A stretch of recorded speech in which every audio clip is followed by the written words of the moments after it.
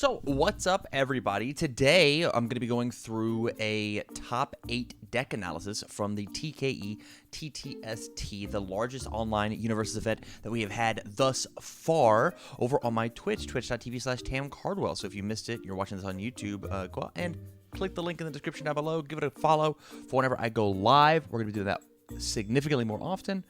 And with that said, let's go ahead and just jump into it. Okay, so up next we have Zach Pasley's Spike 1-dot deck. We just got done with Andy. Now let's talk about our boy Spike. Let's flip this guy and spread it out. All right, so what does Pasley? He's not. Yep, Zach Pasley. Thank you so much, Tim. Spike 724. That's all you need to know, baby. Spike is the quintessential UniVersus character. He plays the game better than everybody else. He's really good at speed. He's really good at damage, and his costs are super, super rad. And because he's got this 724, sometimes 924, depending on the format that we are playing, he's just really, really good at playing the game. So let's jump into the deck and see how this Spike deck wanted to play all these cool cards. So the first and only 4 of that we are playing is Bamboo Blind Slice. Oh, excuse me. I should have just made this guy instead of siding him. Yeah, Bamboo Blind Slice. I think Bamboo Blind Slice is super, super rad. I'm not positive that it's the 4 of that we're looking for.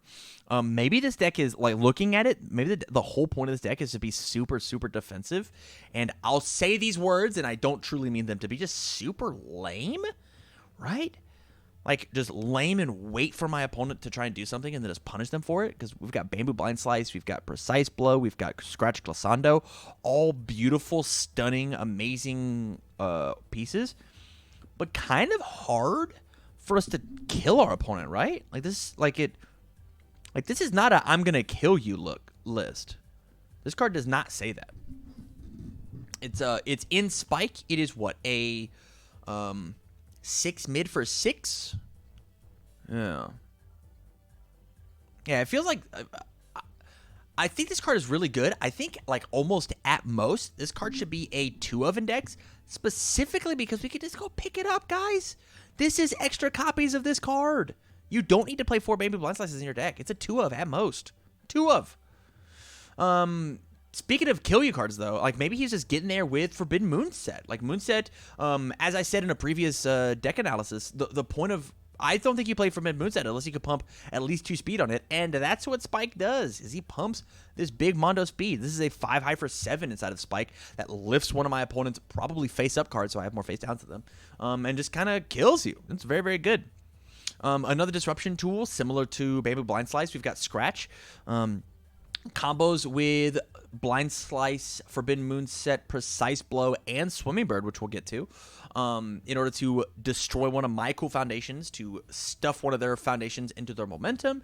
From there, we put it out into their card pool. It's just a big, huge disruption tool. One of the most crazy bad manners plays that you can do is block with Precise Blow, respond with it, put a card in their card pool, respond, play Scratch Glissando. After you've played the card, respond Yin and Yang to put 2, and then put an extra card. So we put 1, 2, 3, 4, 5, including their attack, because we block Reversal with it. This card is crazy, crazy good on Reversal. Honestly, this card is better than this card. And it hits the low block zone. Yeah, I think this card is not as good as this card for what it is that we're trying to do here with Yin and Yang and so on and so forth. Yeah, I would for sure switch these guys around. It's our first Reverberate on the list. We've had Reverberate Light exist. Now we have Reverberate. This is one of the most potent. This is the kill card that Spike needed in order to be hyper relevant under the water symbol. But not only does it have water, it also has life. This is a what? 7 mid for 8 inside of this deck.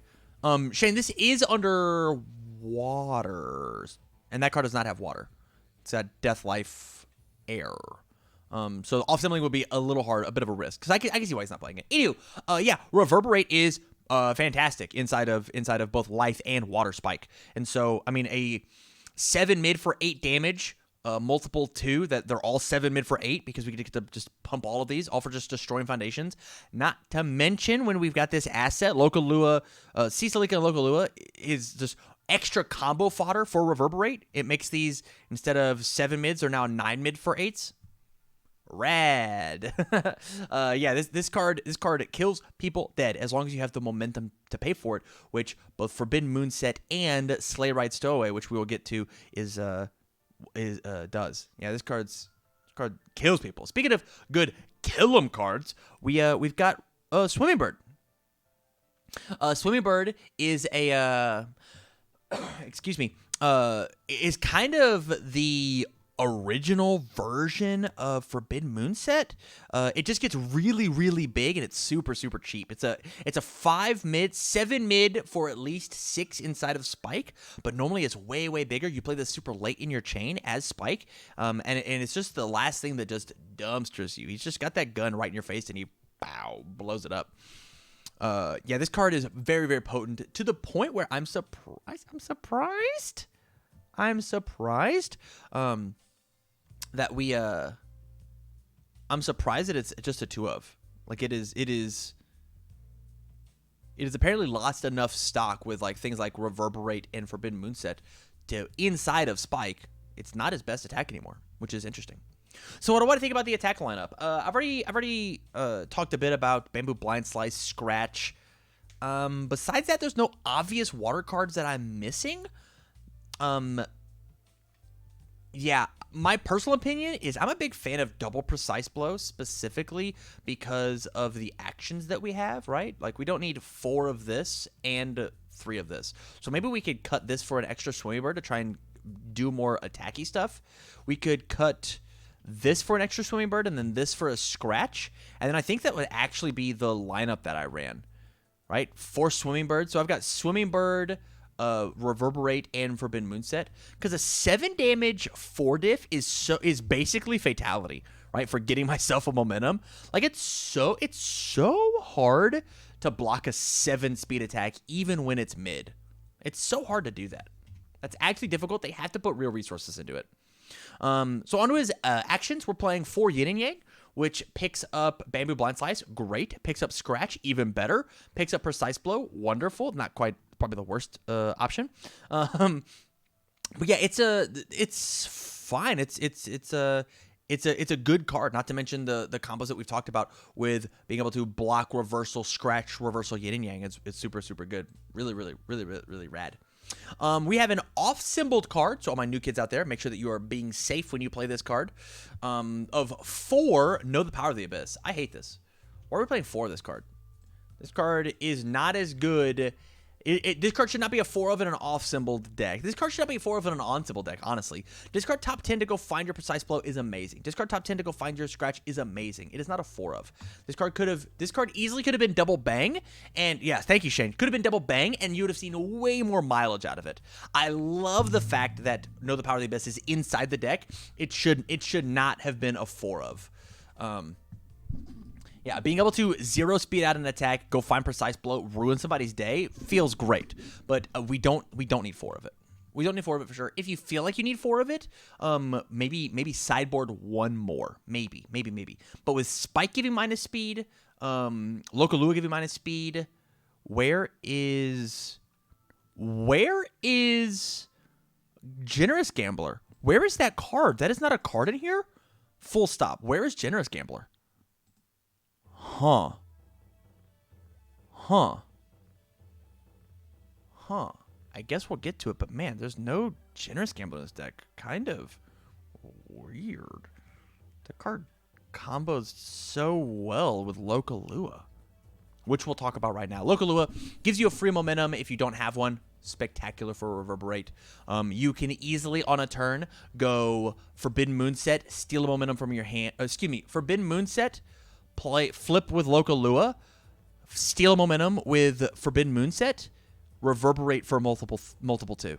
Like, this 3-card combo is let me calculate, 1,000,000 damage, and kills almost everybody in the game. Actually, it might just kill everybody in the game now because the Goro and Shiva are gone, right? Yeah, I think we should definitely, you should be having Local Lua in all of your Reverberate decks, in every single one of them, which is the reason why Local Lua and Reverberate are so good underwater together. And one of the best cards that maybe we would want to blow up with Reverberate is Sleigh Ride Stowaway, or our Generous Gamblers, if we have it, is does it kill a big cat? Watch me. You don't think Forbidden Moonset into Reverberate kills a cat? I don't know. This is a 8 damage attack 3 times. What's 8 times 3? Quick math. 20 something? 20 whatever? Plus 7? Maybe we have to play one more. Anywho, we're on Sleigh Ride. Yeah, Sleigh Ride punishes my opponent to for them having momentum, making any of my attacks big, huge bombs, which feels really good with Bamboo Blind Slice. But as soon as they see that you have Sleigh Ride Stowaway, which is a Scavenger, you're absolutely right. It will never kill Stoneman. This actually does negative damage inside of Stoneman. Stoneman heals off of that line. Sleigh Ride Stowaway. Existing in the meta, people are just going to stop gaining momentum for the things unless they can instantly pay it out.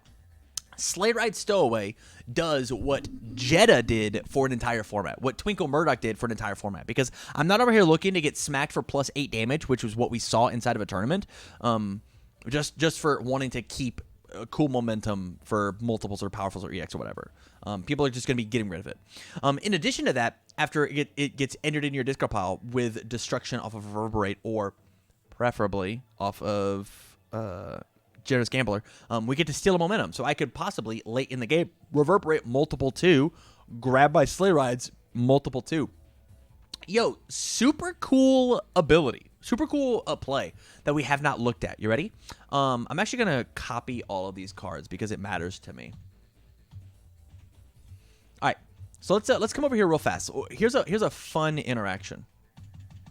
I've got a discard pile as well. So with my Local Lua, you ready? I could flip a foundation and add a random Sleigh Ride Stowaway to my momentum, right, under my character.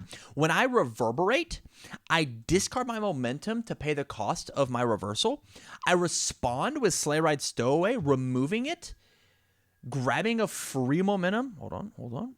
Grabbing a free momentum from the top of my deck. What multiple says is you just add the top card of your discard pile to your card pool. So even though you remove the Sleigh Ride Stowaway, you still get to multiple out of your discard pile to grab it. So if you accidentally find a random momentum with a Local Lua, you get to do cool stuff with it.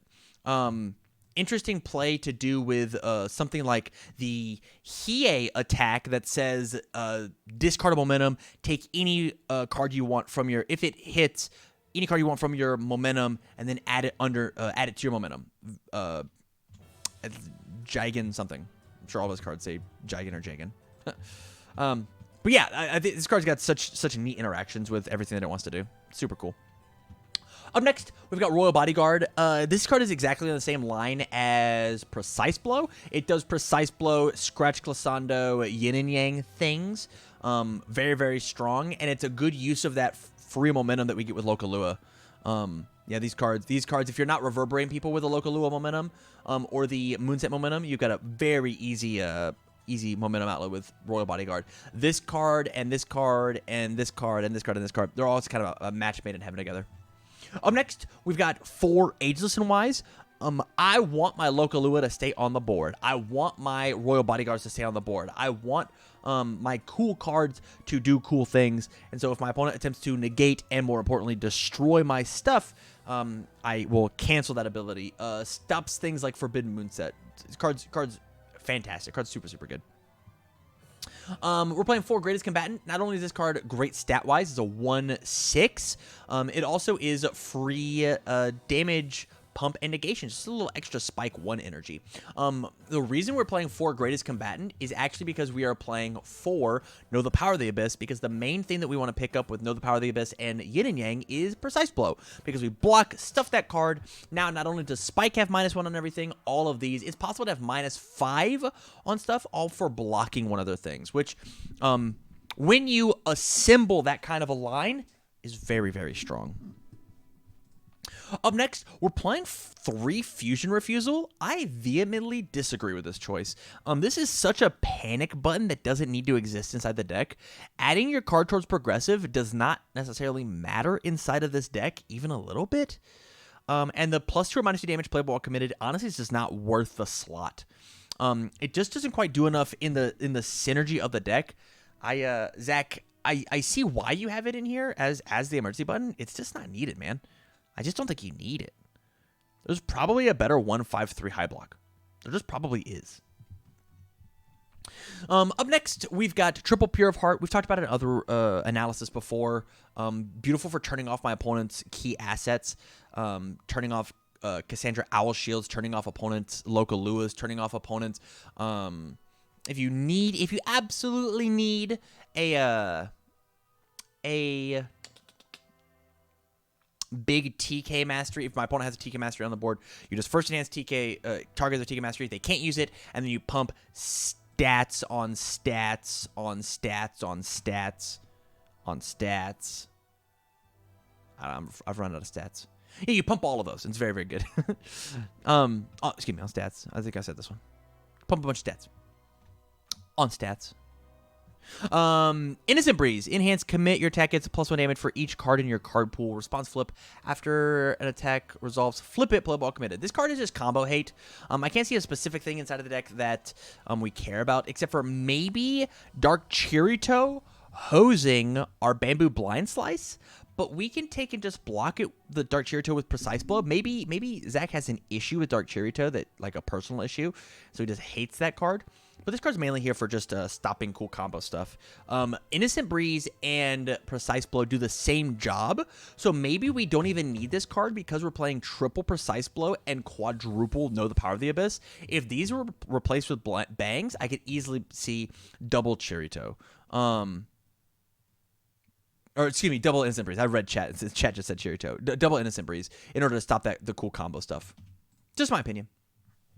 Oh, next we've got Double Chasing the Fight Money. After my opponent plays an ability, a non-character ability that modifies the difficulty of a card, cancel it. This does not stop Breaker anymore, but the response destroy after my opponent plays Yin and Yang, cancel it, is very good. Destroy this thing to stop my opponent from stuffing my card pool is very, very solid. It also stops my opponent from sealing my attack, which might be relevant, but I don't see how. I mean, sealing Bamboo Blind Slice feels pretty bad. Yeah. Zach plays Fusion Refuel to fuel Bamboo. Man, I hate that. I do not feel like it is good enough, but thank you for letting me know, Fidu. I don't think it's very good. Man, that doesn't feel very good. Yeah. Yeah, that is not worth a slot. For sure. Yeah, this card's fine. I don't think it's necessary. I guess I'm missing the card in the meta besides like Yin and Yang that is stuffing cards, right? Yeah, I agree with Yamato. I don't think it's strong enough for a destroy cost. Wear-Light. Precise Blow? I mean, that's fine. Like we did say Precise Blow is whatever. But I just honestly, if they play Precise Blow, just put up your dukes or play through it. Like who cares? It's fine. From here, we've got Wear-Light. Wear-Light is one of those great cards. It kind of turns off an entire attack. It reminds me a lot of Search for Salvations, where it just says flash and it's unblockable, as opposed to you just force them to play an ability on a card that they can't play. Like if my opponent's sitting down with an Ageless Wise and their name is not Raiden, you say, hey, buddy, you have to play that Raiden Enhance or else your turn's over. And so they pass on their enhance, and then you proceed to pass, and then you just go straight to blocks. In addition to that, it also says that after you block reversal, you are allowed to discard a card from your opponent's card pool. So if they've got something along the lines of like Big Cyclone that exists in the card pool, or they have their own Bamboo Blind Slice or something along those lines, and they don't quite have the momentum for it yet, you can just commit the Wear-Light and just kick that card from their card pool. It's very, very strong. This card is super, super good versus a ton of decks specifically that enhance your attack commit ability. It's very strong. Next we got Double Venomous. Hallelujah. This card is so good. This card should be in every single deck. Look at this card that picks up a card. Look at this card that picks up a card. Yeah, it just stops these actions in their tracks. This card is so exceptionally good and it's play ball committed. A lot of people say that because it doesn't have a block, it's not playable. You're wrong. You're actually just honestly wrong. More people need to play Venomous. Easy. One Sweet Nothings. What a cool card. This card has been left in the dust. This card is not good enough for standard. We should be playing other cards. I would have rather seen another Rhythmic Fighting Style than one more Sweet Nothings. It does say that if you can't block the attack, you just get to clear it from their card pool, which is neat. But I think 2/4 non-block, they're probably just better slots than this. How I feel, at least. Up next, we got a new Master. 2/5, 2 low block. Combos exceptionally well with Scratch. If they are momentum hogs, which they shouldn't be, they won't be because we're playing Sleigh Ride Stowaway. I actually think that Sleigh Ride and New Master are counterintuitive. Are counterintuitive to how they want to work together. These cards do not belong in the same deck because you're punishing your opponent for having momentum so that you have pump. You're also punishing your opponent for having momentum for card pool stuff. And so they're just not going to take the momentum, and you don't have enough momentum shoving unless you're somebody like Tira who would love to have both of these cards. You're not punishing your opponent by shoving their momentum shoving their foundations into the momentum quite enough. Specifically because we're not playing the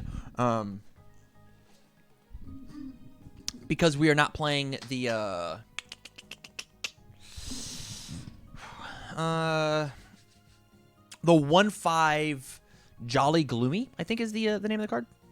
Yeah, we're also not playing that Jolly Gloomy, so we're not playing. I don't think we should play this. Search for Salvations. Honestly, I don't think the card's very good, but because I hate the word unblockable. I think this is one of those I don't get turn 2'd cards, which is fine. But normally I don't want to just take the damage. The reason that this card is seeing so much play is because its older brother, High Seas Adventure, was so potent and is so potent in the retro ability, but in the retro format. But this card, I just don't think is good enough. Specifically in Spike, who 24 is a lot, but it's not that much, you know. Rhythmic Fighting Style takes and demolishes throw attacks. You enhance commit the Rhythmic Fighting Style. You block with Precise Blow, and now Vicious Madness not only does no damage, but is removed from the game. It's super, super good.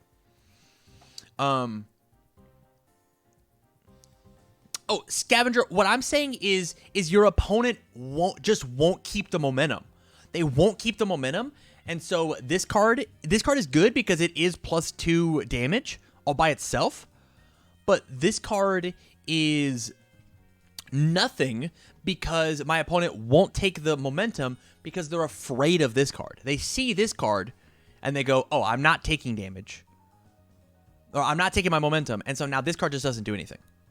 That's what I'm saying. This card is only good when it combos with Scratch.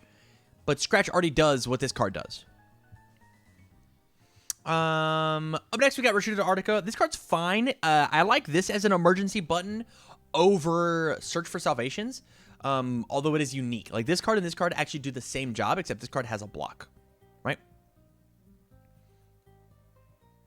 They're not going to not take momentum because of Sleigh Ride. They're not gonna not take momentum because of Sleigh Ride.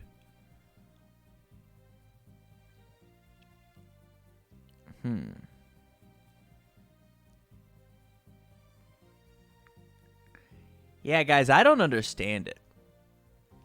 They still take the momentum. It's just +1 damage if they do. I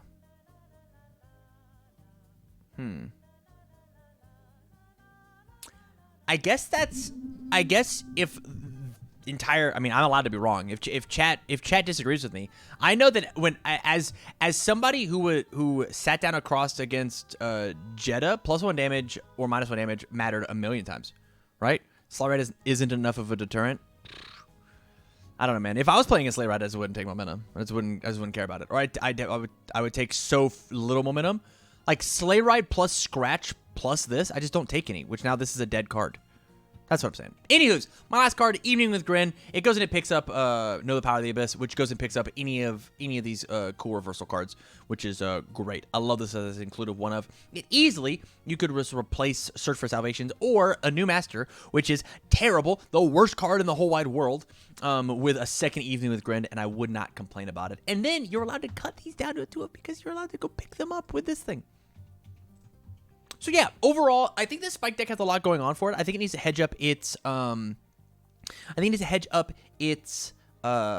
its edges just a little bit of what it really wants to do, because I don't think an all-in reversal plan is good enough without something along the lines of Rose Whiplash. Like, Rose Whiplash, I think, is the most powerful, most potent reversal that there is. Like, it's really, really good.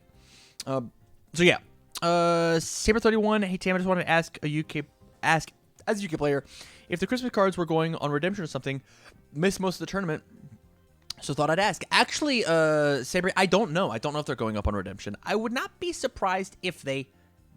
I would be surprised if they didn't. That does seem like a very good redemption thing. The other option, honestly, is to go and...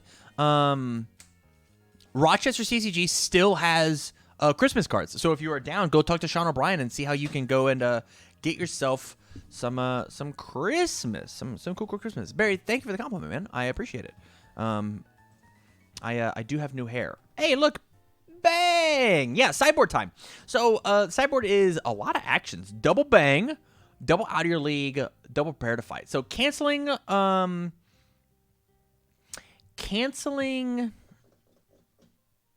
multiples, canceling responses, canceling characters, tons of canceling weapon abilities. This feels really good. I would have mainboarded one of these guys. And then canceling attacks, right? This is Murder's Addiction is just the RC Cola of Retreated to Arctica. Yeah. Honestly, I don't necessarily like this sideboard. We have a ton of room to do a lot of cool stuff. I think that we easily could have gotten away with Soul Calibur in the main board. And even, like, I would have rather see one Soul Calibur mained, one-sided. Now we have an extra sideboard slot. What to replace that slot with, I'm not 100% positive yet. But, yeah, I think there's plenty of room to mess around. It's tough, though, because we're kind of hedging our bets with, like, this does a very specific job of being aggressive and defensive. This does a very specific job of being aggressive or defensive. And so we have all of these foundations that are just doing a very easy answer of, hey, stats, which is something that our character does, as well as this card does, as well as this card does, as well as this card does, as well as this card does. So our foundation lineup is not actually covering our holes inside of our game plan, but making those holes bigger and better. So I don't know if I love all of these, but we've already talked about the fact that, like, these bangs could easily just exist in the main board. This is also asset hate, which is super important. So actually, I dig Murder's Addiction. Let's forget about the Desperation First Enhance. That card, it's not even the relevant part of it. I think that destroy at an asset is way more important, to the point where, this is crazy, I would rather have Murderous Addiction in this new master slot. Call me crazy. Call me absolutely bonkers. Except for new master has a low block? Yeah.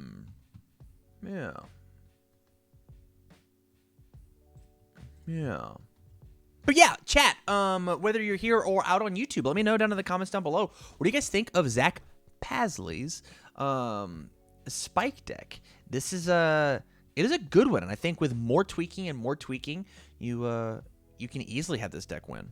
It's super, super good.